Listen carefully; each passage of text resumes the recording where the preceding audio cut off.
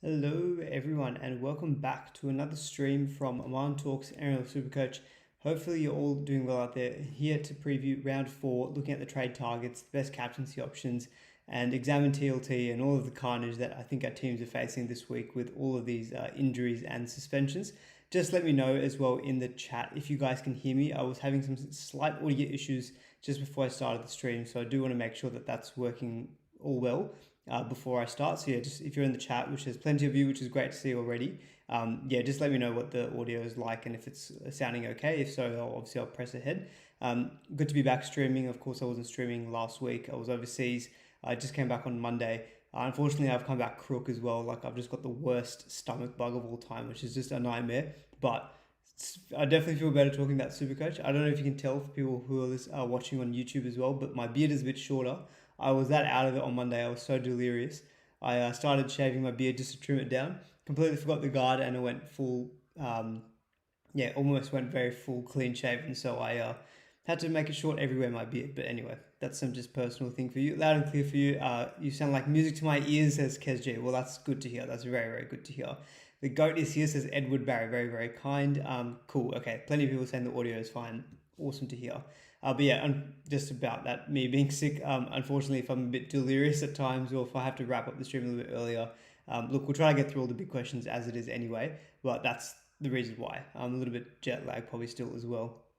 But yeah, obviously very, very important week in terms of trading. A Bake says, hope you've been well. I have been good, thank you. Josh was in the chat. Max Wilson, Davey K says, looking forward to his first live stream of the year, which is awesome. And please give the stream a like. Appreciate that as well. Definitely give the stream a like, guys, if you are enjoying it. The stream will be brought to you by GetFin, who are some of the best out there for your asset and vehicle financing brokering services. Of course, interest rates had just increased last week, which is not great for my mortgage and probably for a lot of you out there as well. So if you were in the process of looking for new vehicle financing, like for utes, business vehicles, SUVs and whatnot, you are trying to get the best rate, which I think is obviously very important. Definitely speak to the guys at GetFin. They'll definitely take care of you, and there's a link in the description below, which you can use as well. Yeah, of course, plenty to be discussing. So much carnage this week. Someone says, you're looking good, brother. I appreciate that. Yeah, let me know what you guys think. The hair is still good, thankfully. Hair is still looking good, although the facial hair is a little bit less than usual. Check if your mic is connected. Doesn't sound like it. Yeah, sounds like the audio is coming from a different device, not your mic. That is the feeling that I was having. So it didn't look like my audio was coming through from my microphone. It might just be coming through from my laptop at the moment. I did do a quick recording of a file, of a movie file just before doing this, just to see what the audio sounded like. It sounded like it was okay. So look, we'll press ahead. I'll sort those technical issues out later. Yeah, unfortunately, the audio is probably not going to sound as clear maybe as it has in previous live streams, but we'll crack on. As long as you guys can hear me just fine, then that's the main thing. But yeah, let's quickly look at how last week went for me. It was a good week in the end, finally. Probably the first good week of the season. 1288 was my score, boosted definitely by Joe Chan and Jackson Purdue, who I started with, and then Joe Chan was a late trade-in. I was going to trade in Lasati, but then this thing with Lasati being out for 4 weeks, I pivoted to Joe Chan, which obviously worked out really, really well. So super happy with Joe Chan getting obviously that huge score. Captaincy was fine. I went with Payne Haas. So yeah, overall it was a good week. Obviously still not the best of season, ranks at 38,135. But look, green arrows, I'll definitely take that. It was a 31k green arrow as well. Definitely not coming through your mic. There are no plosives. There you go. That sounds like the audio is not coming through my microphone, but look, hopefully it's still okay. So yeah, obviously very happy with how I went last week, and my team is still okay for this week in terms of, I know there's a lot of carnage. I only own Dave Fafita from the Rabbitohs, which has been to my detriment. Obviously I haven't owned Latrell Mitchell, Cody Walker in round 1 hurt me. Keon's been decent, not having these guys this week has worked out probably slightly in my favor in that I don't have all of these Rabbitohs players on the bye. Plus, obviously, we've got Payne Haas out. We've got Tom Chester out for a week with suspension. Brian Cashman facing the judiciary. Probably is going to be out for a few weeks as well. Trey Mooney's out for a week. Yeah, plenty of carnage happening here. So let's get into the TLT summary for round 4 just to start things off. Can I please touch on Jackson Ford? Yeah, we'll 100% be talking about Jackson Ford for sure in this particular stream. So yeah, with Manly, they're 1-17 from round 2. Obviously, they were on the bye last week. But Leifai, is that how you pronounce it? Has been named on the bench as the 18th man. He was a bit of a cheapie front row forward that, some people were thinking he'd get a start on their bench from round 1 onwards, but he's now there as 18th man. Otherwise, everything else the same for Manly. Roosters, pretty much the same except for Billy Smith, who's now back in the starting lineup. Warriors, obviously big news today was that Luke Metcalf has been named to start at the number 6, and Tanner Boyd stays at number 7. Nickel Klukstad is also back at fullback. Adam Pompey is back at centre, so Leka Halassim is on the edge. So yeah, obviously the big thing there is the return of Luke Metcalf, Adam Pompey to the starting lineup, and Nickel Klukstad. So already a very strong Warriors outfit, looking even better with the inclusion of Luke Metcalf. Early question, people may have had was, how is Tanner Boyd going to go with Luke Metcalf? We don't know. It's very hard to see how, it's hard to comment on that really in terms of how they're going to go. I'd presume that they're not going to change things up too much because obviously what they're doing at the moment is working very well for them. And I would still expect that Boyd will keep the goal kicking. I have nothing to base that on apart from he's been kicking it pretty well. Metcalf is just coming back from an injury. Do they need to really give him the kicking in addition to all the, he needs to make sure that he's obviously right to go, wants to just play good footy games. Does he need to think about the goal kicking? So my call is that Boyd will keep the goal kicking, but hopefully we get some news on that maybe in the over the next couple of days before the start of the round. For the West Tigers, Luai out for 4 weeks. That was confirmed earlier this week. So Jock Madden's come in for the halves. Adam Doueihi has been named. He had some hamstring tightness is what the Tigers called it. I'm just going to put that as one to watch though because it looked pretty bad live. So maybe just one to watch if you're a Doueihi owner. Unfortunately, well, at least they're playing the same game. So, if you wanted to move Adam Doueihi on to Tanner Boyd as a trade this week, you'll get the final teams, given that they play at the same time. For the Brisbane Broncos, obviously the biggest one here is that Payne Haas is ruled out this week with this AC joint issue. In terms of how long he should be out for, I would expect it's just a week. It sounds like it was he had to pass a fitness test today to get named this week. Obviously, he didn't do that. I would expect that an AC joint issue is something that you can probably play through, with some maybe padding and whatnot. So my expectation is that Payne Haas will play next week, and it's just this week that he's going to be ruled out for. So I'll be holding, not looking really at making a trade there for Payne Haas, who is obviously a premium front row forward. Adam Reynolds has been named as well for the Broncos, so that's obviously being inclusion for them.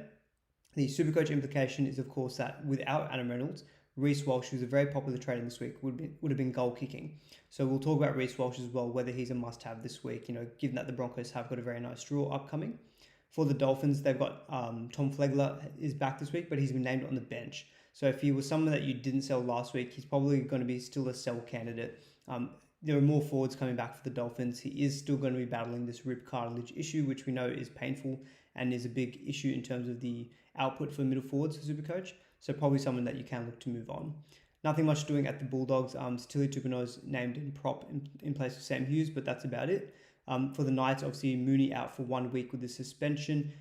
He's facing 2 weeks, but that's if he fights it and loses.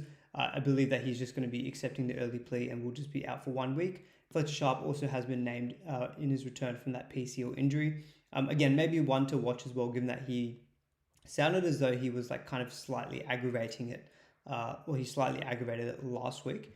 So yeah, just another one to watch. It probably just means that that Bulldogs matchup looks really good against the Knights, given that Sharp being back is good, but obviously they're missing Trey Mooney and they're already light on in middle forwards, and of course there's still no Dylan Brown or Kalen Ponga. Nothing much doing for the Penrith Panthers as well. Jack Cog is named back on the bench instead of Jack Cole. So you probably will see again someone like an Isaiah Yeo not play 80 minutes. We didn't see Yeo play 80 minutes last week. Did get helped by some attacking stats, his overall score, which probably puts at ease a little bit any need to really urgently sell him. And I think, this week people are going to be focusing on their fit bodies rather than, they're going to be focusing on holding warm bodies rather than selling them, I'd imagine, just to make sure that they've got a full 18 this week. For the Eels, Jermaine Hopgood out for the season. Jordan Semirani is also out. Brian Kelly's taking the place of Jordan Semirani. Otherwise, not much else doing there for the Eels. For the Cowboys, you do have Tom Chester out for the 1 week with suspension. So Zach Labert comes in. That'll be one to watch as well for next week. We've always been concerned with Labert coming back in the centre role, and what's going to happen next week when Chester's back. But Chester's, I think, got a negative or a very low break even, so I'll still be holding this week as well. Nothing much for the Storm apart from Trent Learo named to start. He was coming off the bench last week. For the Raiders, Simi Sasangi stays at centre, and also Morgan Smithies is in that prop for Papali'i. That's really the only thing happening there at the Raiders. For the Sharks, Teague Wilton is in for Britton Nakora. There was nothing really coming out news-wise around Nakora, but some things I've read on X is that he had a broken nose, is apparently what the issue is, and that's why Wilson's in for Nakora. So one to watch. I don't think many people own Britton Nakora, maybe in draft, but just something to mention there. Titans, despite being 0-3, have named 1-17, so that is good for the likes of Aramaho, who is one of the more popular trade-ins this week and is going to be getting a call-up as one of my starting front row forwards this week, because I've got Payne Haas and Trey Mooney both suspended. So Taniela Paseka and Aramaho, step right up. You're going to be my starting front row for this week. And then for the Dragons, of course, Ryan Cashman facing suspension. He wasn't named by the Dragons, and so he could be multi-week because he was referred straight to the judiciary. They do take into account the injuries sustained in the hip drop tackles. So the fact that Jermaine Hopgood did his ACLs out for the season, I think Cashman will be facing a lengthy suspension, possibly 4 weeks. Could be even longer. Let's see about that. Toby Cashman also out with a HRA for the Dragons, so I think he's probably someone that people will be pretty frustrated with to start this year. Apart from round one, he's been a little bit under the last couple of weeks, so probably is a popular sell candidate as well. So yeah, that's everything in terms of the TLT wrap up in terms of the injured players, suspended players. Very quickly, we'll bring up this graphic on the break-evens and price changes. Of course, last week was the first week of price changes. So what you would have noticed with some players in their break-evens is that the round 3 score has been the most impactful in terms of future cash gen. This is very relevant when looking at someone like, say, Joe Chan. Joe Chan with a score of 128 in the third round of the season is going to stay in his rolling average for the longest period of time. So that really helps his cash gen, because I know Joe Chan is, I think, currently the most popular trading player in SuperCoach. So I'll quickly fact check that as well. But just wanted to call that out as well, because you might have players, this is just a good thing to keep in mind. If you're umming and ahhing about, have I missed the boat on a Joe Chan? Is it still the right time to trade him in? The fact that he got that big score in the third round of the year still looks like he's got a good role. There should still be some good cash incoming for someone like a Joe Chan. So just something I wanted to quickly mention before we get into everything. All right, let's get into the main hot topic. So the first thing I wanted to discuss though is the draw. So obviously what we're seeing in this world of more 6 agains and whatnot is the matchups are really important and the draw is really, really important. So what I've done based on my draw difficulty sorting spreadsheet, which is something that you can get available on my website, which I should have a link for in the description below, or you can access if you join on Patreon. There are a couple of other perks in joining on Patreon as well. You get more direct access to me. All the questions that I put up on the stream nowadays, of course, answers your questions during the stream, but I take the questions from the Patreon and I get back to all of those questions as well. And you can see my team and final trades as well. But you can use you can get access to my draw difficulty sorting spreadsheet. And you would have seen, maybe I put a post up last week with some updated kind of power rankings of all the teams in terms of their difficulty. I've also slightly updated some of these color shadings as well. So for example, you would notice that the Warriors are now kind of a red team, more difficult. The Roosters, I've pulled them back a little bit to be more mid-table. They've conceded a fair few amount of points at the start of the season. So just a couple of tweaks I've made there. And this is looking at the best draw over the next 6 weeks. So we're talking about Reece Walsh earlier. And the Brisbane Broncos have got by far the best draw over the next 6 weeks. In particular, the next 4 weeks. Dolphins, Titans, Cowboys, and the West Tigers. So 3 games all in Queensland. 2 of them at home against good opposition in terms of leaking points. Titans, of course, is a great matchup.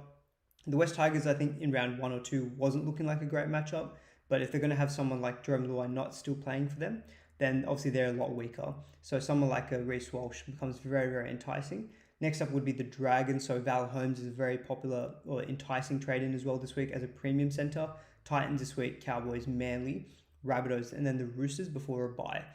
So Roosters probably maybe your toughest matchup there, but at least that's at home. The Rabbitohs, they're still leaking some points every now and then as well. So it's a really good run for the Dragons. The Warriors also have a good extended run. So people looking at Tanner Boyd, Tigers this week who are under strength. Sharks away obviously looks a little bit tough, but the Sharks just conceded 38 points to the Finns. Melbourne will be slightly tougher, but I think Melbourne still, against good teams, can league points. Then it's the Titans, Dolphins, and Parramatta. So again, it's a really good run for the Warriors. Finally, it would be Manly. So Roosters is at home, Dolphins, Dragons, Cowboys, Parramatta, before Penrith in round 9. So those are the kind of the top 4 teams that I've got listed in terms of draw difficulty. And I wanted to address it in the context of this question from Oliver, which was, for anyone with cash, when is the right week to cash in? Some cash cows haven't fully fattened up. However, with huge premium options, is this the week to, basically start spending that money? Now, let me know in the chat, guys, what you're thinking, but I reckon most of you guys watching are probably sitting on about at least 450K in cash. I've currently got 635K, and I'm also, to answer Oliver's question, I do feel like, you've got, when you've got good teams with good draws and you've got good options from those teams, like a Reece Walsh, a Val Holmes, maybe a Tanner Boyd, maybe a Tom Trbojevic from Manly, even Penrith, who we talked about, they're the 5th best draw here.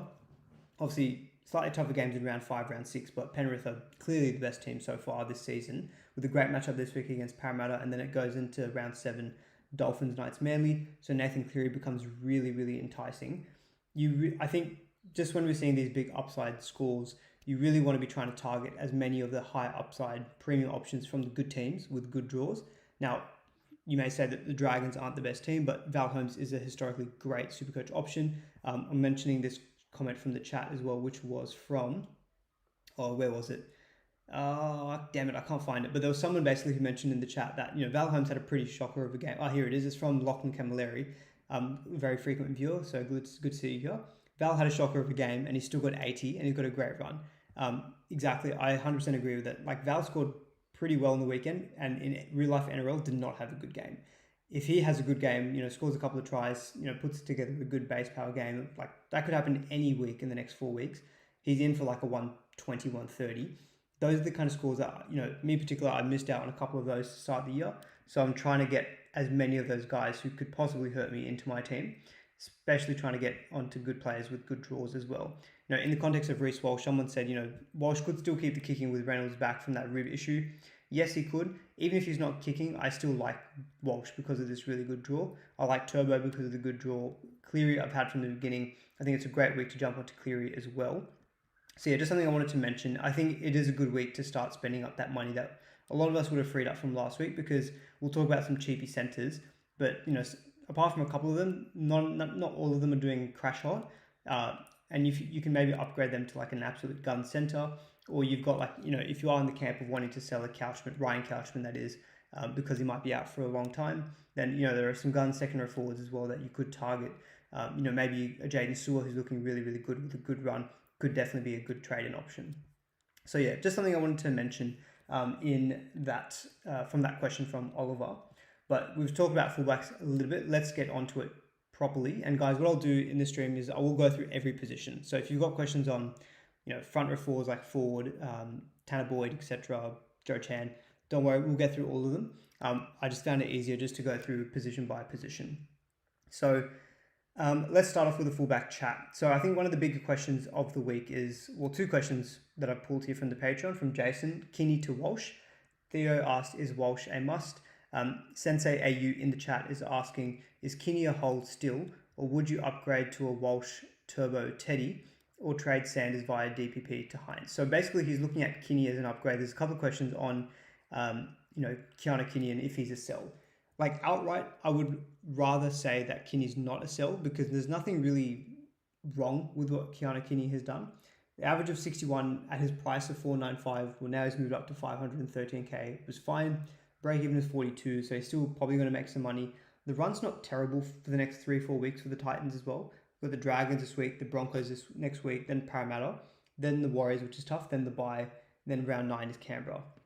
I can definitely see myself wanting to move off of a Kinney, maybe by round 7, just when that draw really does toughen up. But I do think that while Kinney himself is fine, nothing really wrong with him, I think it's completely viable, in my opinion, to still sell to like a Turbo or a Walsh. Maybe not Tedesco, just because I know Manly is a good matchup this week, but he has got a big break even. Then he's got the bye round 5. I'd maybe just wait on Teddy. But if you wanted to jump on a Turbo or a Walsh from Keanu Kinney, in my opinion, I think that's fine.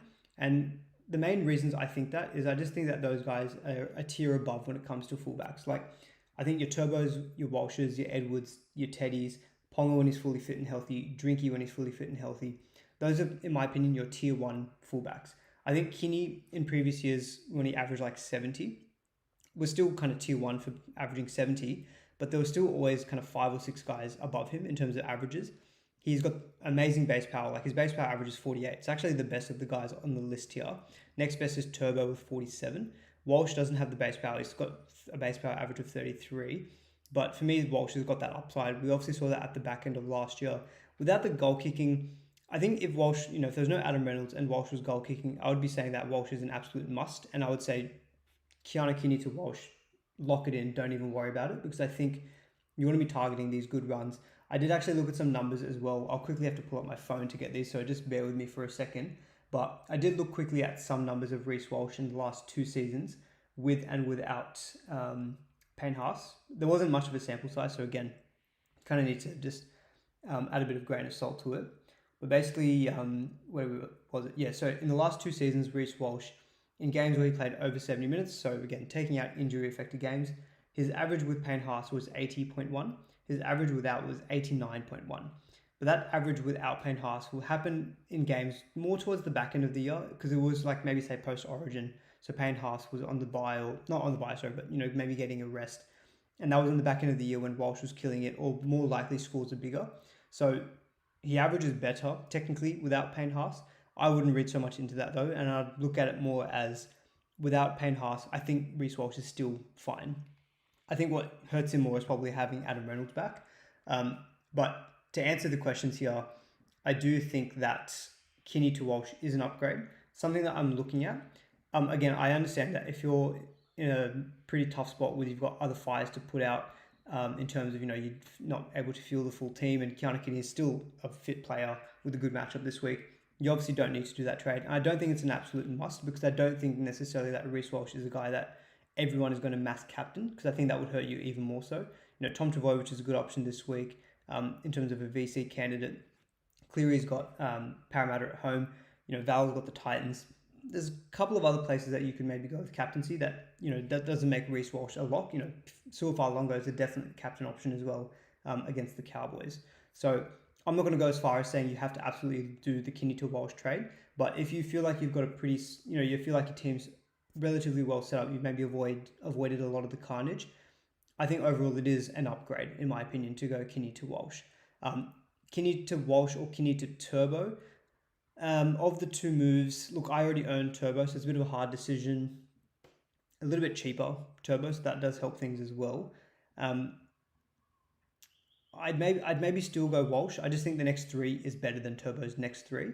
But I do like Turbo still, because Turbo feels like a nice little pivot point to maybe a Teddy. So, you can run Turbo till round 8, and then you can maybe jump on a Tedesco after that when, Turbo's got Penrith Panthers. There's a question in the chat here from Michael saying that is 3-gun fullbacks the way to go from this week? Yeah, I think 3-gun fullbacks was the way from the way from round 1. We just didn't really fully know it because of how much the 6 agains were going to inflate scores. So yeah, I think 3-gun fullbacks is completely viable. I've currently got a setup of Fa'alongo, Turbo, and Kinney, which is fine. That's 3 good fullbacks, but I will probably be, in my opinion, looking at making a move to go to Reece Walsh. I don't think he's a must, but I just can't resist the draw, I think, for Reece Walsh. And I've got some good affinity for Walsh because he was really good to me at the back end of last year. I owned him for all of his big scores at the back end of last year, so I don't have like kind of a bad relationship with him when it comes to him kind of dudding me when it comes to SuperCoach scores. So yeah, that's some of my thoughts on that Kinney point. Max is saying in the chat, Walsh, Kinney, Sua is the best combination, but I can see people going Turbo though. Yeah, absolutely. Look, there's an argument to go Turbo over Reece Walsh. Fa'alongo, no one's going to be selling. I know he was the most traded player in last week. He's got the Cowboys this week. Big negative break even. Look, Fa'alongo is someone that maybe is even as soon as round 5, you could trade out when he's got Penrith and then the Warriors. That's going to be maybe a conversation for next week. So again, look, if that was something that you were thinking about, I would just go Reece Walsh this week, and then Fa'alongo could turn into Turbo next week, and you're probably making money on that move as well, given the break even. So I think it's not necessarily a case of you don't have to ignore both of Reece Walsh and Turbo. You may be able to get both of them. It might just be Fa'alongo potentially is the trade next week to Tom Trbojevic. Basically, I'm talking about a lot of fullback roulette. Drinky, I think majority of people probably have sold. Obviously scored well against the Titans last week, but I'm not sure many people are looking at trading him. Just one thing I should also mention is that when every graphic I show this stream with the draw, it's ordered best to worst based on that full draw matrix that I showed earlier in the stream. So just letting you know that. So Drinkwater technically on paper has the worst draw out of any of these fullbacks. So probably not a player that many people will be looking at. Titans actually come out second last as well. So again, it's another reason why maybe I'm looking at that Kinney to Walsh trade. But all right, let's get into the next position. So this is talking a little bit about Cheapie centers. So kind of similar to what I'm going to address all of his questions again. And also, when we get into each section, keep dropping your comments in the chat and I'll be trying to try to address them. Max is saying that trading out Kinney this week is the biggest luxury trade ever. I'm struggling to get 18 players. Yeah, 100%. And this is where your team specifics do come into play. I'm at the moment able to field a full 18. It's not the best 18, but I feel like I can still make that upgrade. And, well, I say upgrade. I can still make that trade and I'm pretty happy still with my reserves and whatnot. As I said, I've lucked out a little bit in that I don't have that many Rabbitohs players on the buy. I've only got Day for Feeder. So I'm luckily able to manage this week a little bit better than a lot of other people. But I want to quickly talk about the Cheapie centers and I want to kind of rank them because I think what we're starting to see in terms of Oliver's question, when is the right time to cash in on some of these cheapies? I've got an eye on moving on maybe a couple of these cheapie centers, not necessarily because they haven't fully fattened up in cash, but it's just that the premium options, as Oliver's question said, are looking really, really good from this week, given the draws. I think on the West Tigers, boys, Macassini, I think no one's going to be selling Macassini with a negative 37 break even. Very, very good base power average of 46 as well. Draws a little bit up and down. Obviously, the Warriors this week isn't great, and not having Luai will not be good as well for the Tigers, but the draw is still decent after with Parramatta, Newcastle, and then the Broncos. So Macassini is definitely a hold. Luke Lily's got a negative 52 break even, but he's not one of the most traded in players this week. I imagine that's just because people are probably already looking at their centers thinking, I either have cheapies and guns. I don't really want to sell my guns. And then the cheapies, I only want to sell for other guns. They're probably not making cheapie to cheapie moves. So that's probably why you're not seeing Lily being so heavily traded in. Again, his lowest score was also in his second game. So I think that's probably going to hurt some of his potential cash growth. So someone I'm not really looking at myself. You don't have to chase every player with a negative break even. So then on Fayamani, Setu, Chester and Leo. Look, I think Chester's fine. Negative 7 break even. He's got a base power average of 50, so he's got the best base power out of all the cheapie centers. Look, we'll see what happens next week with the lineup, and hopefully he gets his spot back and Leiba is not in the center spot. So this just remains to be seen. Setu, base power average of 39, with a good draw coming up. He's someone I think that you can look to upgrade, but given the quality of the draw, he put up 50 last week, pretty much in BP. I'm willing to still roll him out for a few weeks. It's Moses Leo and Fayamani who are the two that I'm looking at as the ones that I will probably cut first in terms of upgrading to a gun center. For example, I'm looking at my team maybe going and selling one of these two for like a Val Holmes who's got that really good run coming up. Ideally, I would actually sell Moses Leo above Fayamani, mainly because I think you've seen the last couple of weeks that Moses Leo has a bit of a low floor and he can be a bit of a frustrating watch at times as an owner. He's also the more expensive one at 317k. Break even is 20. Draw does get tough between round 5 to 7. So that's where I'm thinking, if you didn't have the Cowboys this week, I probably would have maybe looked more closely at selling him. Given the matchup, it feels weird to sell him this week. Fayamani also has a decent matchup this week against the Dragons, but he's got a bye coming up earlier than Moses Leo and a low break even of 6.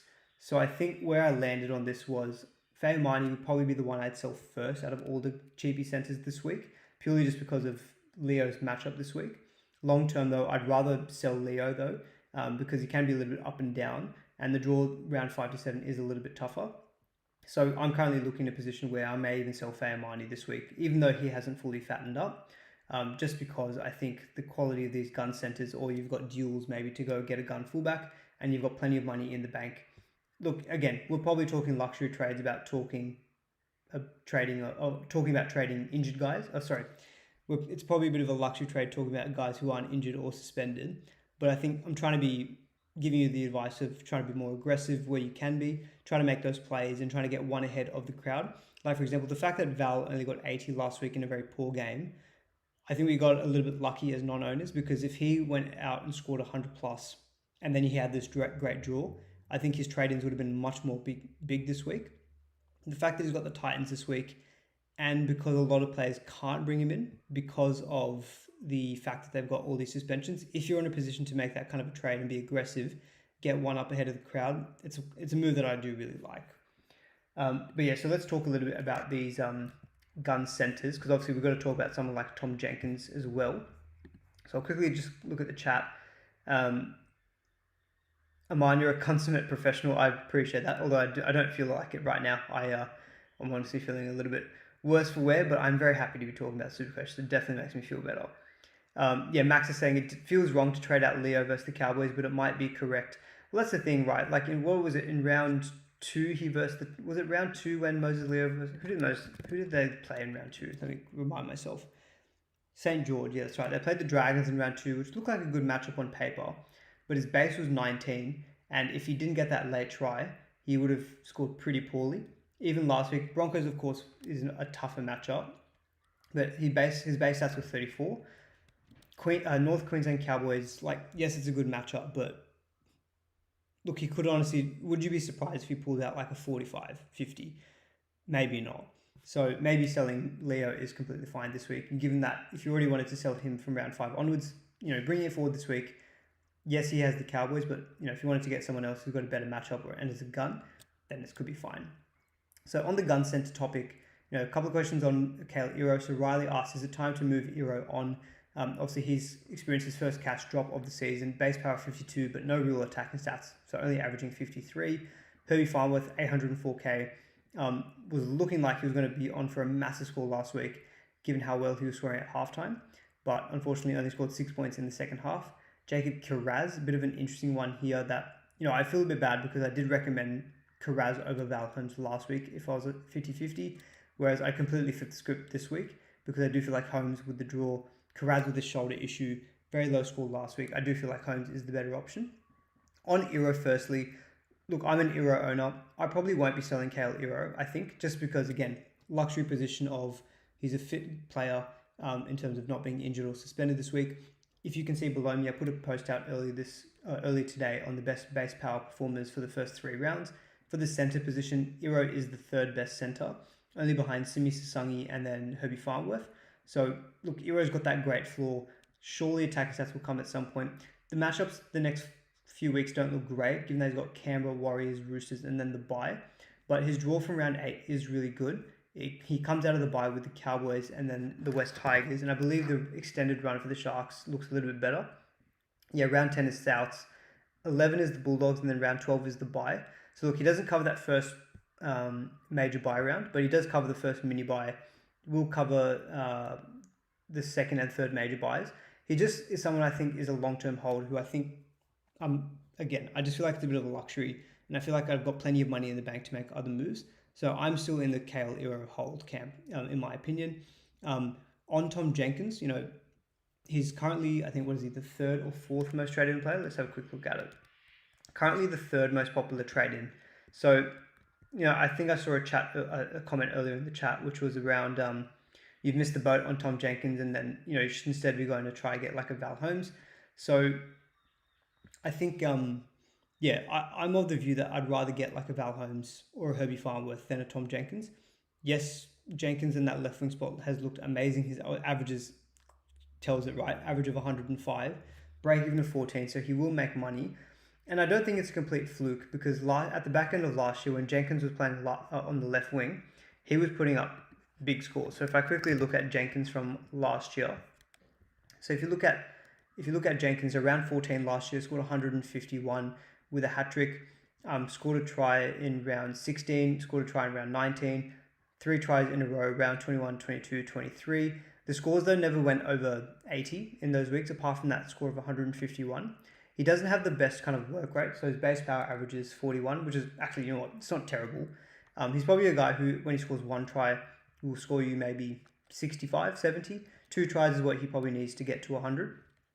So I think instead, when you see someone like a Val Holmes go play that poorly and still manage to put out an 80, I just feel like Jenkins, yes, maybe we'll have slightly missed the boat, although it is a good matchup this week against Parramatta. But I'm of the view that let's go and try to find the next player to score the big score, which in my opinion isn't going to be Jenkins. I think instead it will be like Val Holmes. If Karaz was healthy, it could have been Karaz. Iro could possibly be that guy as well. If he just has a game where he scores 1, maybe 2 tries, then with that base power floor of 50, Iro could be the next guy to score a ton. So my personal view is that 697k for Jenkins is a lot of money. It's a bit expensive when for not much more you can get up to some real guns with pedigree in terms of like say a Val Holmes. I've got a full list of guys below me in terms of their base power. So like a Tamale from the Raiders has a very healthy 50 average in terms of base power. Although the Raiders draw is a little bit tough over the next few weeks. So at the moment, I'm not really looking at Tamale. If you want a bit of a point of difference, Tui Pelotu with this great draw could be someone that you look at. 622k.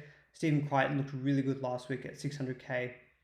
A good matchup against the Knights this week as well. And apart from round 6 against Penrith, the draw round 4 to 9 is quite good for the Dogs. They've got the Knights, Rabbitohs, Parramatta Broncos and the Cowboys. So it's a pretty good extended run for Critter, who's goal kicking and looked really good last week. Manly, we've talked about having a good draw. So if you wanted to look at like a cooler, 643k is another pod that you could maybe consider. But I think for the majority of people, they probably already own Herbie, probably already own like a Latrell. And again, if you don't trade to Jenkins this week, you can trade to Latrell next week when he's back off of the bye as well. So yeah, that's a couple of thoughts from me on the gun centers. So let's see how we go there. Super Blue Iris is asking, should I trade Ponga to Walsh? Yeah, absolutely trade Ponga to Walsh. Ponga's still going to be out for a few weeks. So yeah, I think I'd be going and getting Reece Walsh for sure. In the chat, Max is also asking, looking at that Finns draw, if I faded Herbie this long, am I stuck fading until round 10? I don't know. The problem with Herbie is that the draw is tough after round 6, but the next 2 weeks look really good with the Broncos and Manly. So if you've got plenty of money in the bank and you wanted to upgrade a cheapie centre to a gun centre, look, Herbie's still the best in my opinion. He could also be a guy who in the next 2 weeks could easily score 140, because against Manly, if we know his base power is obviously great, and if the Dolphins haven't been looking to him all that much, so look, if you can grit your teeth and get past probably that Manly game being the main one, then yes, there's an argument to maybe having to fade. You could fade Herbie until kind of round 9. I think Melbourne is fine to trade in. Penrith and Warriors scares me more than the Melbourne Storm does at this point in time.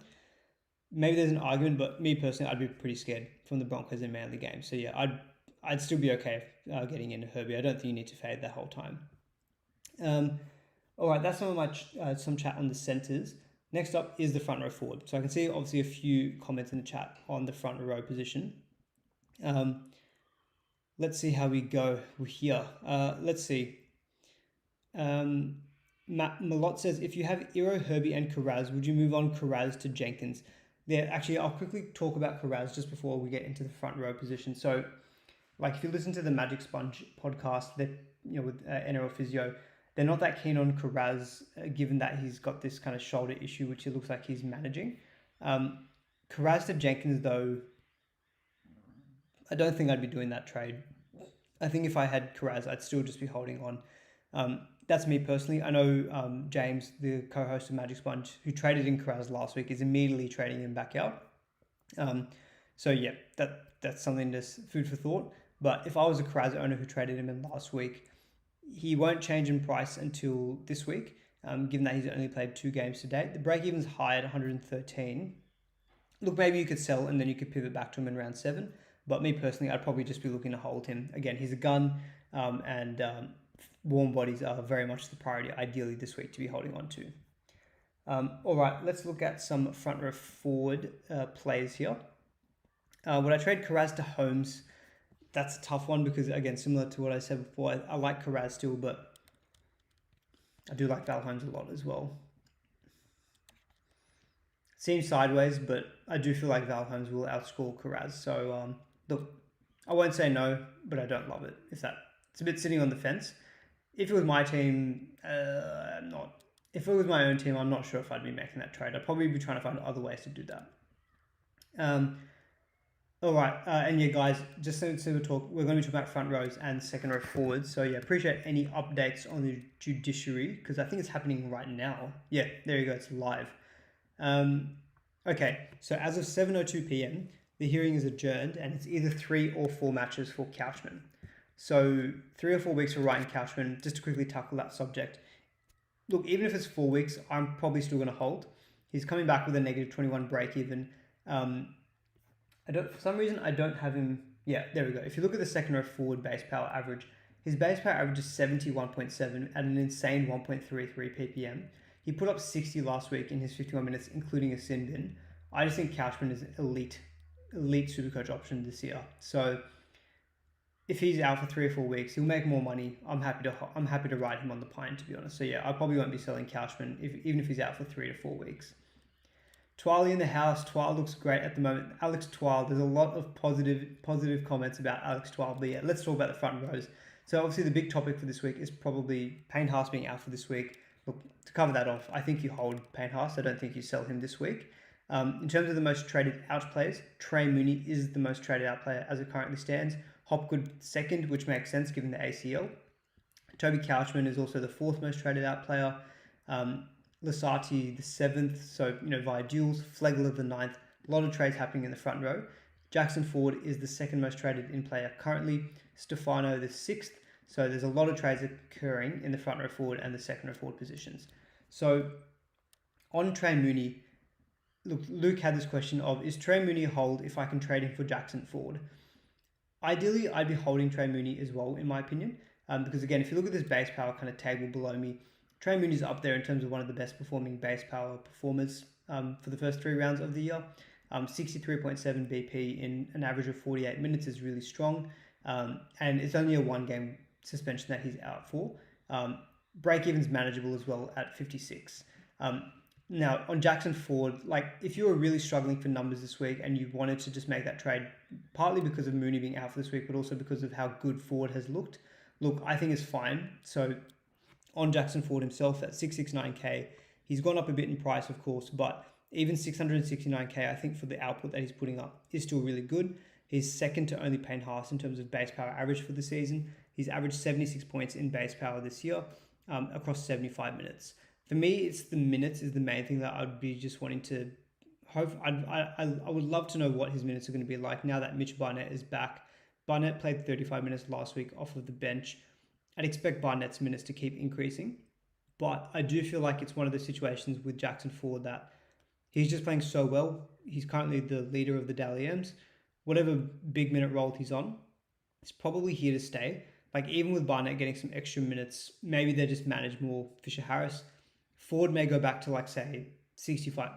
Let's say base case Ford is 65 minutes. At a ppm of 1.01, he's still going to be averaging 65 to 70, which at 669k, I think is still value. Or not value, but I think he's kind of now priced at probably what his long-term scoring might be. But of course, the upside is that if he continues with a 70-plus minute role and continues this hot streak of getting attacking stats as well, he could end up being 800k. You just don't know. So if you're really confident on Ford and his long-term minutes, and you want to kind of buy into the form that he's showing, I think he's a completely viable trade in this week. Again, to Luke's question, ideally I would be holding Trey Mooney, but it's really a situation where you want to make your numbers work this week, I think I think Ford, it would technically be an upgrade to Trey Mooney. So I think that Mooney to Ford trade, I understand. Because I do think that Jackson Ford is really looking very, very good. And the numbers do seem to back it up as well. Rawls is asking, will Ford's minutes drop with Barnett back? Possibly.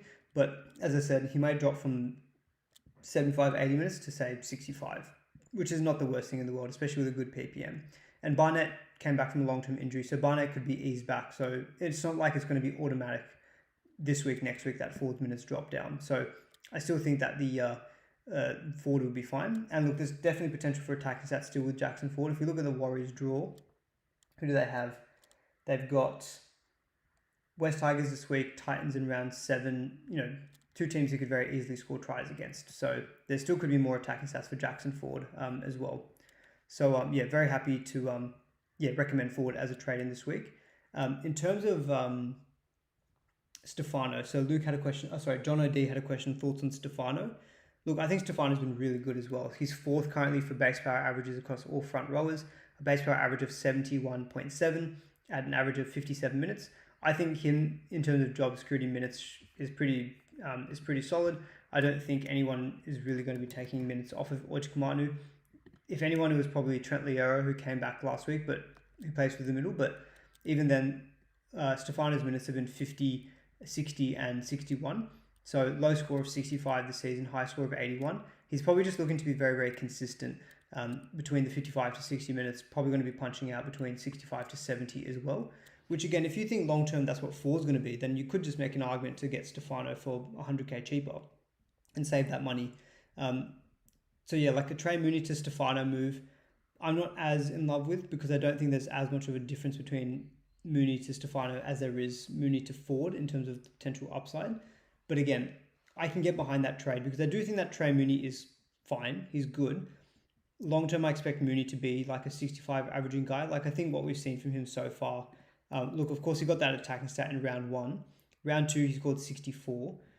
I think 64 is probably that's probably what I give Mooney as an average. 64 to 65 points, I think is going to be his average. If Stefano is going to be averaging 72, of course, that's 7 extra points that you'd be gaining, and you're only paying, 70k?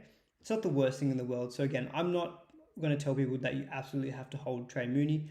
If you feel like you've liked what you've seen from Stefano, Jackson Ford, I think they're very good trade-ins. I do think Jackson Ford is still better than Stefano in my mind. But in terms of that kind of 500, mid-range price, I do think Stefano is probably the best front rower. Wanted to give a shout out to Alex Twall as well, who I've looked at Twall as a trade-in this week. 489k, base power average of 69 over the first 2 weeks. Very consistent minutes as well. I believe his minutes have been 61 and 62 minutes. So that looks like hopefully what his role is going to be. And we'll just churn through work. And also, Alex Twall is just a guy that everyone loves. Who doesn't love Alex Twall? So if you want to be trying to get a player that you like, then Alex Twall could be the guy as well. Max is asking, is Keon to Ford sideways and a waste of a trade? So on Kolomatangi, it's weird because I was very close to trading in Kolomatangi last week as well once Lasati went down, but in the end I opted to go for Chan, which obviously I'm very happy about. Average of 69 points from 71 minutes, base power average of 69 points. He's pretty much just like the PPM is maybe slightly down from last year, but the output's still pretty good. And look, they're similar price as well. If you're looking at it as maybe a bit of a same output, but you're going to get some extra cash, Keon to Jackson Ford. Again, I understand that because Ford's got that negative break even. Probably more so though than Trey Mooney. I'd probably hold Keon though. I think I'd advise Keon to be more of a hold than Trey Mooney because I think Keon punching out 70s is still completely fine. You're not gonna turn your nose up at scoring 70s. I guess the difference with Keon is that there's not much tackle busting. Most of his base power is in base stats, like it's tackles and runs. There's not much tackle busting, not as much offloading. Jackson Ford is still getting some attacking stats as well. So again, this is probably a form versus data / stats, because I think the stats suggest that Keon's fine.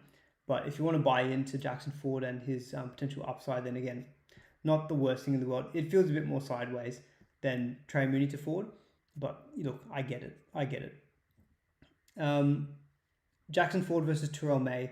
I'd actually take Jackson Ford at this point in time. Like Terrell May's 811k, and his base power average is 75.5. Ford's slightly above that, and he's much cheaper.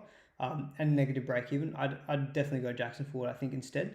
And I'd probably be trying to go Jackson Ford, and then maybe you can flip to Terrell May in a few weeks' time when Terrell May's dropped in price, because Terrell May's minutes are down this year, which is what we thought coming into this year. But last year he was averaging like 73 minutes. This season so far, his minutes have been 53 and 61. So just something to keep in mind with Terrell May. As a cheapie option, I've got Paseka. I do think Paseka is probably still the best cheapie front rower. This is probably more for your Flegler owners who are looking at selling. If you already own like a Jesse Colquhoun, Paseka looks like he's got a pretty consistent role as well.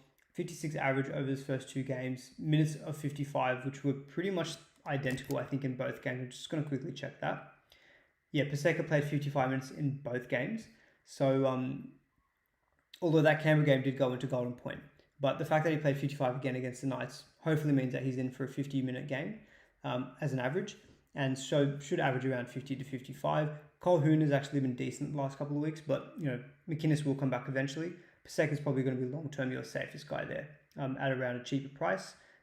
Otherwise, if you want to spend that little bit more, like if you are someone who wants to sell Trey Mooney but you just don't have money in the bank, honestly, look at Alex Tall, because these numbers are really, really good at 489k, a base power average of 69.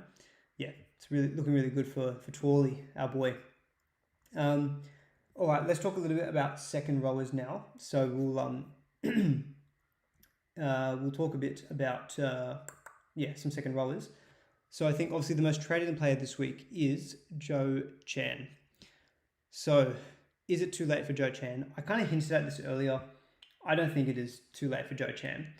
444k, negative 37 break even. As I mentioned, his biggest score came in round 3. So he's going to have the most cash gen as a result of that. There are a few price change calculators that you can use out there. I use the one from NRL SuperCoach Stats.com. So I'll quickly put a link for that in the description below as well, because it's a very handy resource. So not sponsored or anything, but I've been using this stuff for ages. But basically what you do, just plug in some future scores.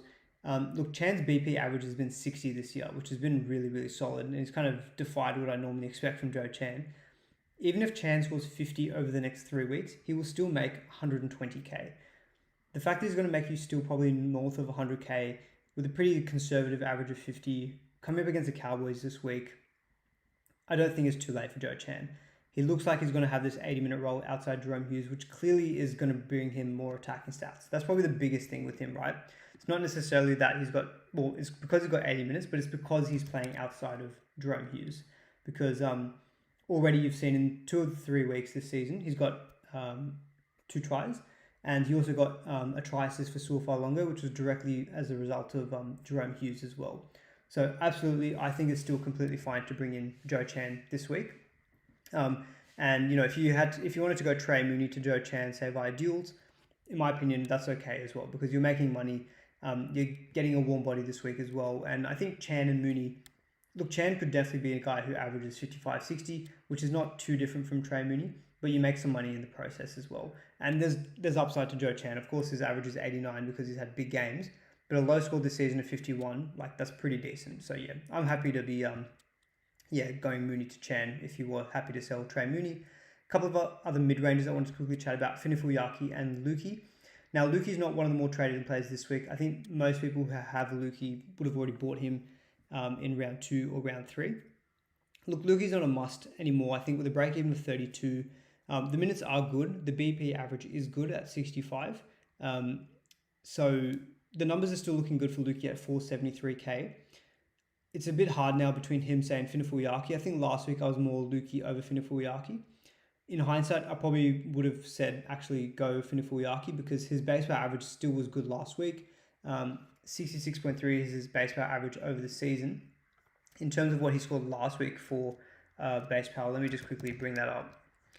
Last week, what did he have last week? It was something insane. I think it was like 73 base power. So yeah, Finifuyaki still looking very good. Does have a couple of good matchups. And on the Joe Chan thing, one of the key matchups I think that people have benefited from this season is that Broncos left edge, basically Ezra Mam. People who've run at Ezra Mam have done very well so far for Supercoach. Obviously, Joe Chan scored 128. Finifuyaki will be running at Joe Chan. Finifuyaki will be running at Ezra Mam's edge this week. So something to take note of, because with a -1 break even, putting up really good BP stats. Look, if you're going, let's say if you do want to get Stefano, maybe you wanted to go Trey Mooney instead to say a Finifuyaki. Thinking about it, I'd probably actually prefer Finifuyaki over Stefano.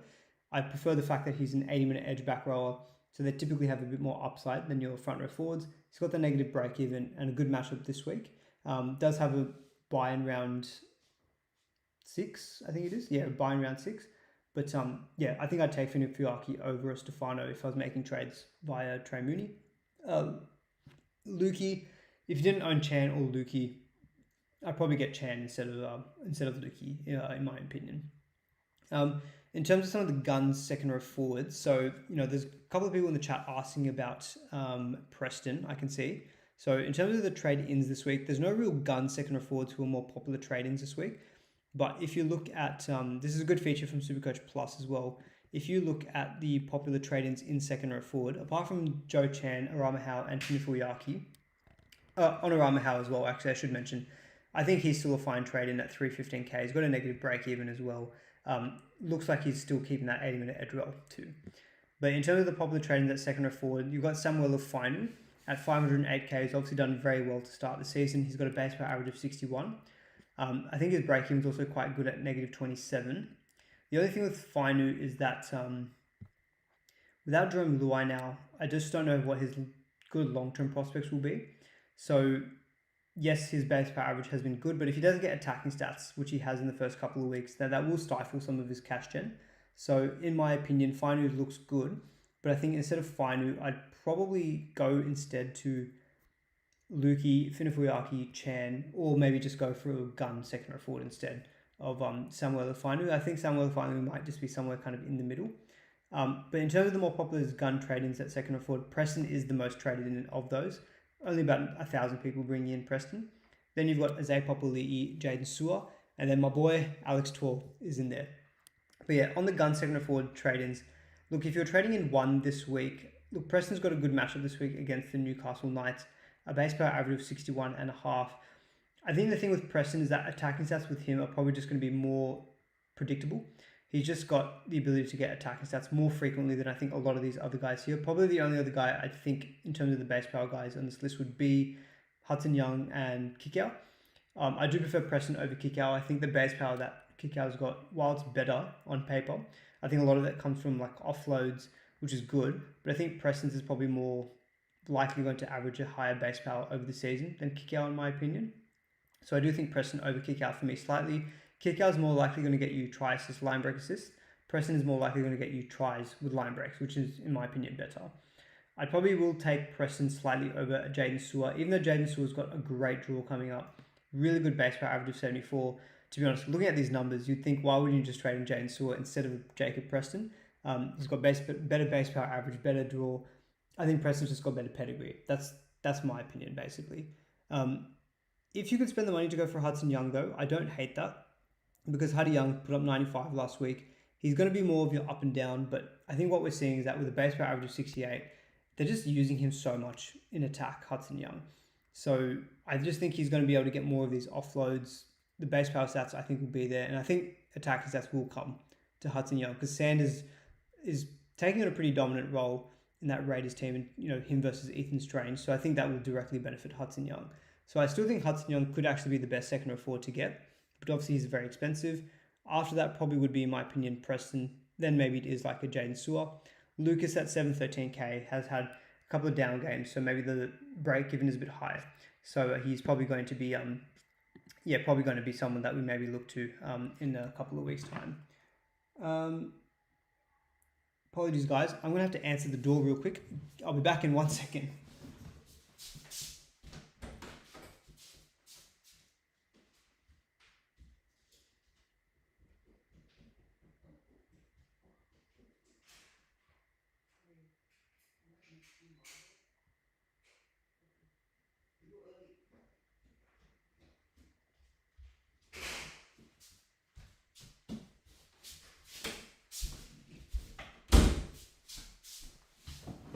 We're back. We're just going to edit that out. Just had to run down and get the door. 4 weeks. Okay, there you go. So this is just on Ryan Couchman. It looks like he's out for 4 weeks, which I think is what a lot of people were expecting. Look, I'll probably still hold Couchman, I think, based on that. Anyway, but in terms of your second forwards, let's see if there's any questions here.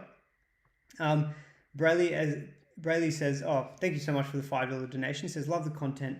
Enjoy a coffee. Just want to shout out Samuel Fainu.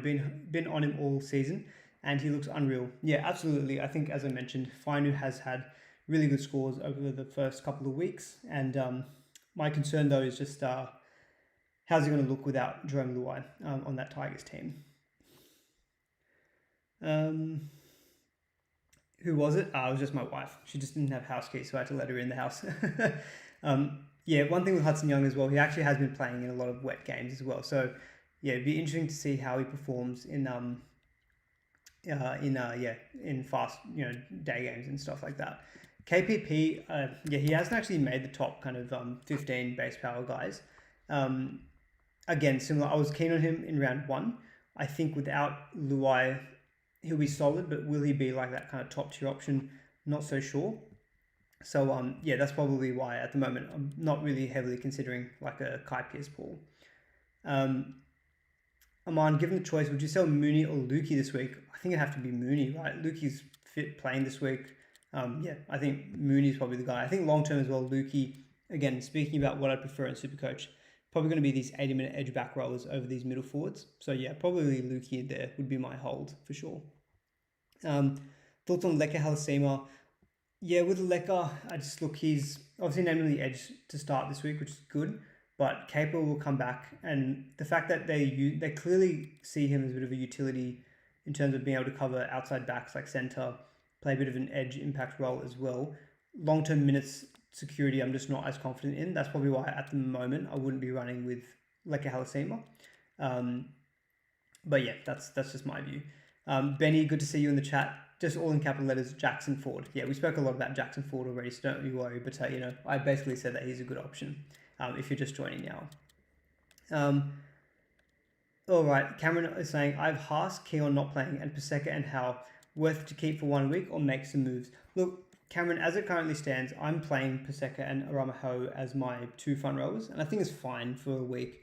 Paseka will probably knock out about 50-55, Ho maybe about 60 to 65, which I'm fine with. It's just for 1 week, and then we'll get our 2 gun front rowers back. I'm trying to look and make more aggressive moves.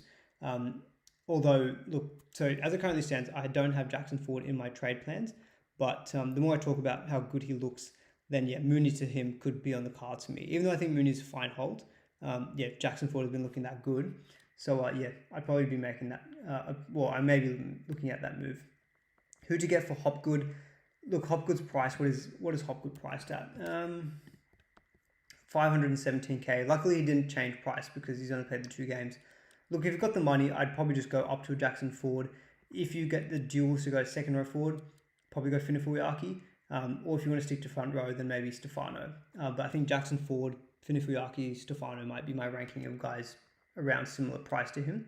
Of course, you could go all the way up to like a Huddy Young or a Preston as well if you wanted to.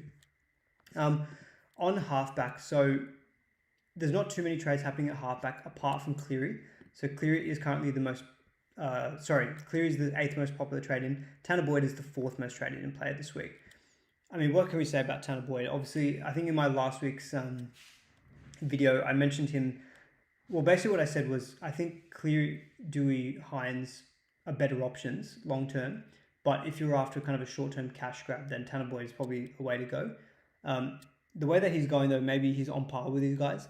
Look, in my opinion, I still think that Cleary, Hines, Campbell are your tier 1 halfbacks to own, more so than a Tanner Boyd. Whilst Tanner Boyd has looked amazing and on paper actually has got the best rule out of all of these halfbacks, at some point I'd have to think it stops though, right? Surely it has to stop. Maybe it doesn't stop. Because I'm in my head, the only people who would be selling for Tanner Boyd are people who have Sam Walker, but he's got Manly this week. I think last week was a week to sell Sam Walker, although I'd still be fine moving on Sam Walker. If I was a Sam Walker owner, I'd probably just move to Tanner Boyd. Even though Cleary's got Parramatta this week, I think maybe Cleary you could just about hedge against him and get him in round 7. And maybe Tanner Boyd, you could just kind of take some cash gen along the way. Tanner Boyd's still looking good. As I said before, I still expect Tanner Boyd to be goal kicking over Luke Metcalf. But that's just one to watch. Hopefully we get some news about that as well. So that's some of my thoughts on Jackson Ford. Ideally though, if you can just go all the way up to Cleary, then Cleary against Parramatta this week, I think is still a really, really good trading option this week. Nico Hines, I think I'm probably looking at maybe trying to target him from round 8 when the draw does look a little bit better for the Sharkies. Although he doesn't cover round 12, and obviously it's a little bit early to be talking about who covers the first major buy round. maybe something that we start talking about a little bit more round 6, round 7 is when we start discussing who covers the first major buy round. I'm not sure if Tanner Boyd does. I'm not sure if you bring in Tanner Boyd, you'll be owning him all the way until round 12. But yeah, he looks like a completely new figure in this Warriors outfit. So look, I can't knock anyone trading in Tanner Boyd. It's a shame that Jerome Hughes doesn't goal kick, because even though his numbers are really good, averaging 80, I just find it really hard to go and invest in Hughes when you've got Cleary, Hines, Dewey, Tanner Boyd, Campbell, all goal kicking over him. So someone asked, is Dewey to Campbell worth the boost, or wait until final teams on Friday? I would be waiting until final teams. Given that he's named, you'd hope that Dewey will be playing. My suspicion is that not my suspicion, I have nothing to back this up. My guess is that he won't, just given that that hamstring injury looked pretty bad. And yeah, I'm surprised he got named, but obviously the West Tigers know much more about his injury than me. So yeah, I'd be saving that until you know for sure. Because yeah, Adam Dewey still does have a negative break even. I'm just going to quickly double check that. I'm like, does he actually have a -1 break even? Adam Dewey. Yes, he has got a -1 break even. So again, Dewey's fine, but yeah, this week's matchup is going to be tough. Hopgood to Paseka, yeah, I think that's completely fine. Yeah, that's probably all I wanted to really cover on halfback. So let's quickly move to 5'8", where I know there are a couple of questions coming in. So who's saying here? So Sean Robbins in the chat is asking, do you reckon I trade Cody Walker? Max responds with giving Walker 1 more week. Sean says Walker to Metcalf. I wouldn't be going and trading to Luke Metcalf so soon. He's named this week, so I expect him to play. There's still no absolute guarantee that Metcalf will play this round. They have got Chanel Harris-Tavita in reserves if they wanted to. So I probably wouldn't be going Walker to Metcalf. It is tough this week because there's not really a whole heap of good 5'8" options. Obviously Metcalf was really good last year, but that was when he was goal kicking as well. So I do feel like Metcalf, you'd want to see who goal kicks first before going and trading to him. On Cody Walker himself, I think there's a decent argument to sell though. By this week, then it's the Bulldogs, then it's the Raiders, Dragons at home, and then it's Melbourne. Look, Cody only needs one more big score to get more price rises. And again, he scored really well round 1. He's had a couple of tough matchups against the Roosters and then the West Tigers isn't tough. Look, if I was trading to a 5'8" this week, I'd probably go Jackson Purdue. Just even though the draw is not great with Melbourne this week, it's not bad with Dragons, Broncos, Manly and Sharks. Base power average is solid at 44, very close to Munster, is 48. Look, there's an argument that you could just go all the way up to Munster as well and just lock in that position. But given the price changes, swings, and the draw gets a little bit tougher for Munster around 5 to 7, Purdue is probably the way that I'd be going. And Purdue also gives you that flexibility of having the dual. So you could trade Walker to Purdue, and then, if you wanted to go back to Cody Walker, for example, later on, you could trade like a Cheapie centre, switch Purdue down to your centre, and then sell that Cheapie centre to Walker as well if you wanted to. So look, I think Walker's fine to hold this week. Of course, the backup is Pezzett. Pezzett has got Penrith this week. Luckily with Flex this year, your lowest score drops out. And there's an argument that if you nail your VC and you've got the option to do a loop, Pezzett's fine because his lowest score will drop out anyway, and you can do the free vice captain loophole. So I think maybe it's one that you can kind of monitor, throughout the week in terms of whether you need to sell Cody Walker, because you don't need to sell Cody until the final game of the round. And Pezzett plays on Saturday 5:30. So you've got some VC candidates like Trbojevic, Tedesco. If you bring in Tanner Boyd, if you've got Reece Walsh, Herbie, Stephen Crichton, all those guys play before Penrith Panthers do and the Eels do. So say, for example, you had Walsh, you VC him and he goes and scores 140. You can lock in a vice captain loop, which could be via Cody Walker. That way you don't even need to worry about playing Pezzett. So I think it's one of those ones where you just probably need to be a bit flexible with that situation. But if you outright ask me, do I prefer Purdue to Cody Walker? Yes, I do. And I'd be overall happy with that move. This is probably just one of those ones where I'd say just keep that flexible throughout the week just to see how your VC goes. So definitely be trying to VC someone who plays before the Eels do if you're a Pezzett Cody Walker owner, because then you can do the loophole and see how your vice captain goes. And then whether you can make a call then whether you need to actually trade Cody Walker out, because the The Cowboys play later in the round. They play after Jonah Pezzett does. So that's probably all my thoughts on the 5'8". Fletcher Sharp I've got listed here, but I think first week back from the PCL, I'll be wanting to see how he goes. And without Ponga and Dylan Brown, I'd also want to see how Sharp performs overall with the Knights. Ethan Strange. Yeah, look, Ethan Strange is due for a big score. Yeah, possibly. The draw's not great for Ethan Strange. I just feel like 5'8's a bit of a meh position. So, look, that means you can kind of go and pick anyone you want if you wanted to.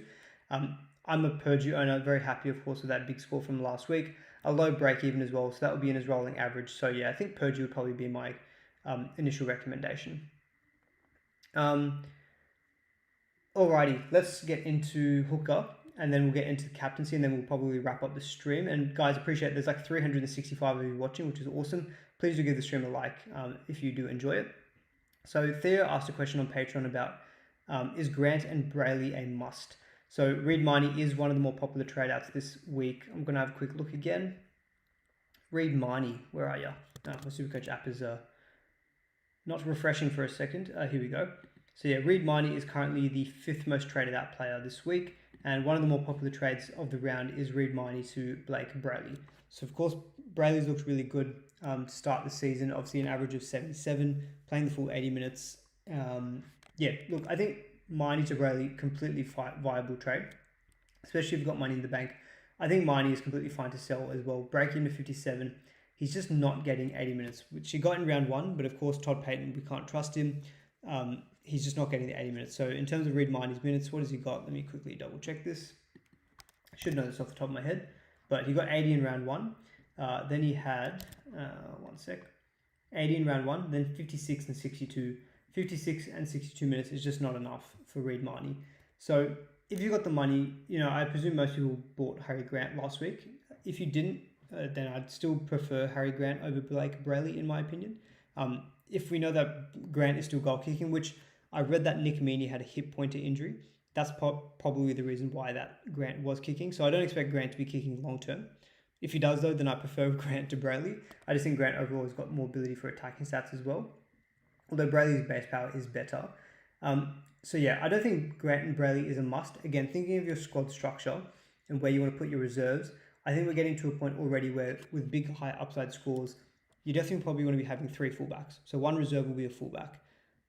Soon enough, I think we're going to want to try to get 2 gun halves. So maybe a gun halfback, probably maybe a center. That's 3. And then your 4th could either be a second rower or it could be a hooker.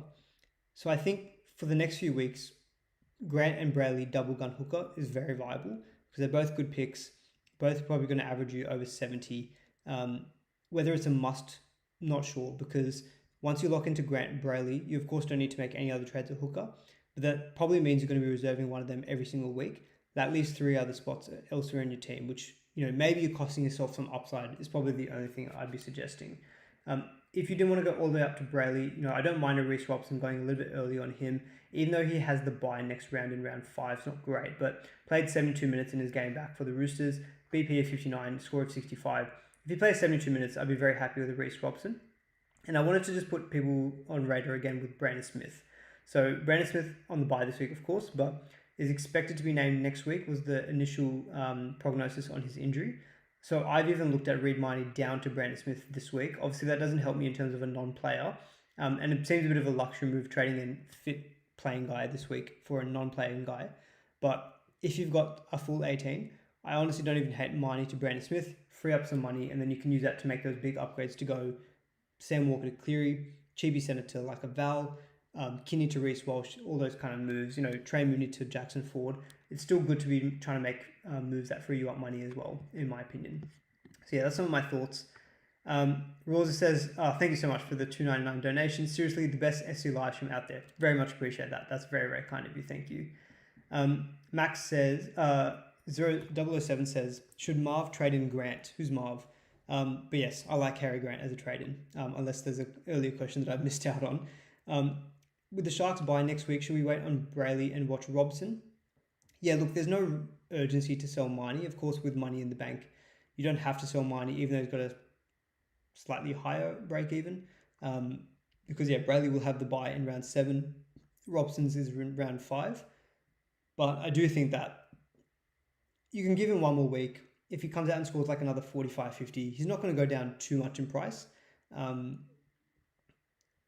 But if you need Marnie as a playing option this week, then yeah, I'd say try to get him up to Brayley. Would be the most ideal. When is Brandon Smith due back? He should be back next week. Is Marnie worth a boost to Smith? Depends on what you define as your boosting trade. You could say that Marnie to Smith is your first trade, and then your other two trades are the boosting trades. So yeah, just play the mental gymnastics with yourself then, Max. Is it actually worth a boost? Probably not. But if that trade facilitates another good upgrade elsewhere, then yeah, I'm happy with that, to be honest. All right, let's quickly talk about vice captaincy, and then we will talk through some of your questions, because I probably haven't tried to get through as many, well, not try, sorry. I haven't gone through as many of your questions as I normally would try to. But let's talk about VC and C options for this week. There's actually quite a few captaincy options this week. Again, it's why I feel like this is a good week to try to target high upside guys, because even if you obviously can't captain everyone, but there could basically be some big scores this week. We didn't see as many big scores last week. I have a feeling this week could be a week though. So in the first game of the round, Thursday, 8 o'clock, you've got Roosters versus Manly. So I think Turbo and Teddy are good VC candidates. On paper, Manly have conceded the most points to opposing fullbacks this season. The Roosters 10th. So stats-wise, doesn't seem a great matchup for Turbo, but he is playing at home, coming off of a bye. I think Turbo is a very safe VC option.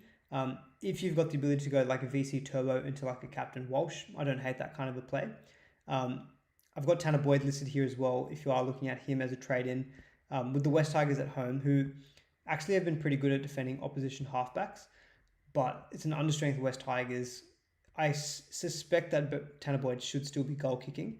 So he becomes a decent VC shout.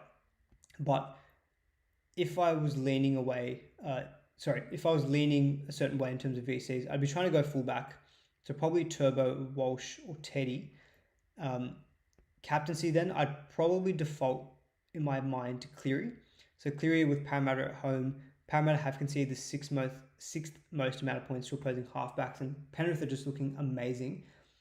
Farlongo is also definitely an option as well. Cowboys away, who have conceded the sixth most points to opposing fullbacks. Because of Cleary, Farlongo, Turbo, Walsh, I'm loath to put a VC on a Tanner Boyd. In my opinion, I'd probably prefer some of these other guys. And again, I think this should be a week where the majority of people have got the ability to loop, given that we've got so many players out with injury or suspension, and a lot of players with a lot of coaches with Rabbitohs players who are on the bye. Would be liking to see what you guys think in the chat in terms of captaincy and vice captaincy options. So Critic against Newcastle is better than the Walsh of VC. I think Walsh has got better upside still, in my opinion, than Crichton. Even though the stats don't back it up, Dolphins have conceded pretty much the lowest points to opposing fullbacks this season so far. Again, these are 2026 numbers. It's a very small sample size. I think the Dolphins can concede points on their day. I would still view Walsh as a better VC than Crichton, but without the goal kicking, I don't think that Walsh is a captaincy option in my mind. And again, look, he could goal kick. That depends on the reports on Adam Reynolds, because he's coming back from a rib issue. If he's kicking, that changes things a lot. Given that he plays on the Friday though, I still think that Walsh is more a VC candidate in my mind. So look, on Thursday, I'll put up the captaincy stats post that I have done the last couple of weeks. I think the sensible play is probably VC Walsh, and then you captain Cleary or Farlongo. Again, Farlongo scored 79 last week. I still feel a bit uncomfortable captaining someone like a Farlongo. He's a good vice captain option. So I think the sensible strategy in my mind is Walsh into Cleary. I think if you're pod hunting a little bit, I think if you're really chasing big upside, probably is going to be Val Holmes though. Titans away, last game of the round. The Titans have conceded the second most amount of points to opposing centres. If I quickly look at the Gold Coast weather, granted I'm looking at this on Tuesday, but Sunday looks 25 degrees, partly sunny. Let's have a look at the Brisbane weather for Reece Walsh on Friday. 29 degrees and sunny, that should be fine. Penrith is playing at Parramatta on Saturday, so let's look at Parramatta weather for Saturday. Sunny. I don't think weather should be affecting most of these players this round. So yeah, Thea asked Farlongo captain. As I mentioned, I'll probably be a bit loath to go straight up captain Farlongo still. As it currently stands, I own Turbo, so I'm on VC Turbo, Captain Cleary. But in terms of future trades or trades I'm looking at this week, Walsh is definitely high in my mind. Val Holmes is high in my mind. Funnily enough, Parramatta actually is a team that Cleary doesn't have a great track record against. So if you quickly look at Cleary's last few scores against Parramatta, so he has scored. Let's have a quick look here. I don't know what it is. I think it's a bit of a derby match. So against Parramatta, he scored 82, 87, 73. Fine scores, but they're not like the big 140s, 150s. But of course, we know that Cleary can pull that out on any given day. So yeah, that's probably why I'm slightly tempted to bring in Val and then captain him and then go like a VC Walsh. You could even go VC Cleary, captain Val if you really wanted to as well. You can probably make that work as well with your dual status, with your non-active players. Sorry, took me a little bit of time to get that out there. All right, guys, that's probably all the planned content. Let's do a few questions for a few minutes. And then, we'll wrap it up, given that the stream has been going on for quite a while, hour, 20 minutes. Rain impacting the Thursday game, but not the others, I think. Yeah, so Thursday might have some rain, which probably puts me off of a VC, maybe then off a Turbo or a Teddy. And then maybe instead looking at your Reece Walsh's, Clearys, and Vals. What do you think? What do you think? I get rid of Cody Walker, Jai Gray, and Hopgood for Uchikamanu, Tamale, and Tanner Boyd. Look, Hopgood for Uchikamanu completely fine. Cody Walker for Tanner Boyd, I get it. Jai Gray, I think Jai Gray's fine, but yeah, again, similar to what we discussed with Kinney, I don't think Jai Gray is in the top tier of fullback, so probably happy to move on to Jai Gray as well. Top trade target this week. Yeah, okay, there was a couple of questions about that, which I probably should address in terms of like if you could bring in any gun players this week. Yeah, so here, Corey asked, who would your top 3 trade-ins be, only being able to field 16? I think if I could trade in anyone this week, so no money, no object, I think number 1 for me would be probably Reece Walsh, number 1. I think number 2 would be Val Holmes. I think number 3 would be Cleary. Number 4 would be probably Herbie. Number 4 would probably be Trbojevic. Number 5 might be Herbie. That's probably my kind of gun ranking, I guess, of trade-ins this week. Purely just based on who I think is going to score the most points. Is Yo a luxury trade or worth holding? Content with my 18 I can field this week. I think Yo is, it's a luxury trade, but I think it's fine because he obviously got some additional attack stats last week, which did boost up his score, but he still only played 69 minutes. He's not playing the full 80. His base the last 3 weeks, 54, 55, 52, which is fine, but he's not going to be, I think, that premium second forward that we thought was going to be pushing kind of that, high 70, mid 70s average. So look, I've also looked at trading Yo this week as well. I've looked at moves of going like Yo down to Finifuyaki, freeing up some money and seeing what that can do. So yeah, I think Yo is a luxury trade, but I get it as well, given that he's not playing 80 minutes. Thoughts on Burton as a 5'8 pod to fade Munster?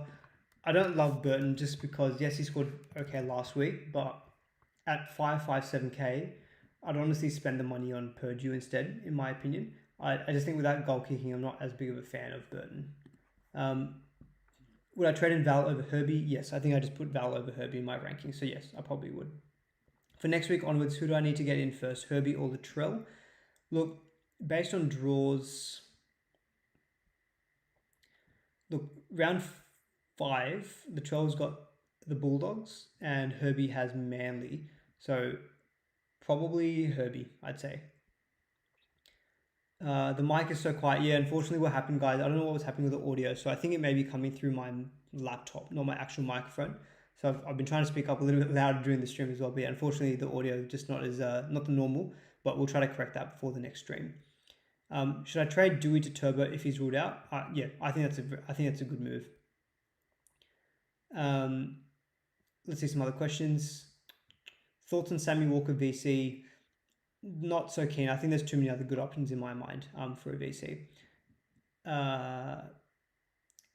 Even with sorry, I'm late on mine. Is Yo to Chan a good trade? Yeah, look, I don't hate that because you're freeing up almost 200k, getting in a guy who's going to make money, and I think Yo's fine. Like he's going to be solid, but I don't think he's going to be an absolute must-have. therefore I think he's probably someone that, he's okay to trade out, given that he's not going to be playing 80 minutes. Out of those top 5 that you said, Turbo is the best value pick. Yeah, he probably is the best value pick. Or Val Holmes maybe at 728k. But yeah, I'm very keen on Turbo. I brought in Turbo round 2, knowing that he had the buy round 3, because I really like the draw that Turbo had, and I like the fact that he's got a really good floor as well, good base power average. Yo to Ford is something that I am considering, but I don't know if I'd make that particular move. But look, yeah, Jackson Ford looks really, really good. So yeah, I think Ford at the minute looks better than Yo. Feels a bit of a luxury trade, especially with all the carnage this week. But if you're happy with the rest of your team, I can get on board with a Yo to Ford move. Thoughts on Sasangi? Look, the only reason Sasangi, I haven't really spoken about him in a whole heap of detail, is just I've just got this nagging thing around Matt Timoko coming back in and Sasangi going back to an edge middle role off the bench. But his stats look really good. You know, at center, he's got the second highest base power average of 58. So yeah, Sasangi looks really good. Could just be overthinking not getting him because he looks like he's got the duel and everything. But I just have this feeling that Timoko will be there soon enough. Which of the cheapies will most likely need to be traded out next week? So we kind of talked about this a little bit with the cheapie centers. I think your cheapie fours like Noel Martin is fine. Look, maybe there's an argument that Cashman is the next one up to sell, but given that he's out for 4 weeks. But no, I in my opinion, Cashman is better than all 5 of the cheapie centers when he's playing. So I'd still be happy to hold on to a Cashman in my opinion. All right, we'll do one more question and then we'll wrap it up, given that we've been going on for quite a while. It's pretty much an hour and a half stream. So we'll try to wrap it up. One more question and then we'll end things up. Let's see if there's a good question I haven't addressed yet. Sorry. How do you feel about Karaz? I spoke about Karaz earlier. Rob said, maybe go back to the gun centers section for that particular topic. Zachary says, weighing up whether to upgrade Cody to Purdue or Kinney to Turbo. Cody to Purdue or Kinney to Turbo? Look, I think Melbourne this week's a bit tough for Purdue. Kinney to Turbo feels like Cody to Purdue feels like a bigger upgrade, but Turbo is a better option than Purdue. So, look, I think given that Kinney's still good this week, I'd probably go Cody to Purdue in that particular situation. All right, guys, I think we're probably going to wrap up the stream there, just given how long it's been going for. But thank you, everyone, for tuning in. Apologies again for the microphone not being as good quality as it normally is, but hopefully you're able to still hear everything okay. We'll be back on Sunday for the round 4 roundup reaction.